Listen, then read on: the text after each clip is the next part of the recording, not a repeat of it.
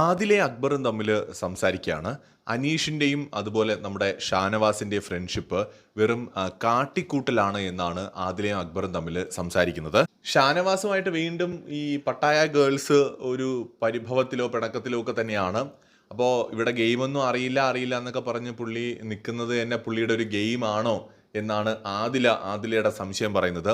അതുപോലെ തന്നെ അനീഷുമായിട്ടുള്ള ആ ഒരു ഫ്രണ്ട്ഷിപ്പ് മിത്രം എന്ന് പറഞ്ഞ് നടക്കുന്നതൊക്കെ വെറും കാട്ടിക്കൂട്ടലാണ് എന്ന് വെച്ചാൽ ആ ഫ്രണ്ട്ഷിപ്പ് ഒന്നും റിയൽ അല്ല, എല്ലാം ഗെയിം ആണെന്നാണ് ആദിലയും അക്ബറും ഈ അനീഷ് ഷാനവാസ് കോംബോയെക്കുറിച്ചും ഷാനവാസിനെ കുറിച്ചും പറയുന്നത്. അവിടെ നിൽക്കുന്ന എല്ലാവർക്കും ഗെയിം ഉണ്ട്, അതിനെയൊന്നും നമുക്ക് കുറ്റം പറയാൻ പറ്റില്ല. ഗെയിം കളിക്കാൻ തന്നെയാണ് ഇവരൊക്കെ അങ്ങോട്ട് പോയിരിക്കുന്നത്. നെവിനും അക്ബറും തമ്മിലുള്ള സൗഹൃദവും ഗെയിമിന്റെ ഭാഗമാണ്.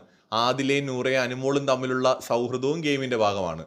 അതുപോലെ തന്നെയാണ് ഷാനവാസും അനീഷും തമ്മിലുള്ളത്. ഇതിനകത്തൊന്നും അങ്ങനെ ഭയങ്കര ഡിവൈൻ ലവോ ഭയങ്കരമായിട്ടുള്ള അടുപ്പമോ ഒന്നും കാണാൻ കഴിയുന്നില്ല. എല്ലാവരും നിലനിൽപ്പിന് വേണ്ടി ഉണ്ടാക്കിയിട്ടുള്ള സൗഹൃദങ്ങളാണ്. അതിനകത്തൊന്നും അതുകൊണ്ട് ആരെയും കാളും ബെറ്റർ ആയിട്ടൊന്നും എനിക്കും തോന്നിയിട്ടില്ല. കൂടുതൽ അപ്ഡേറ്റ്സുമായി വീണ്ടും വരാം.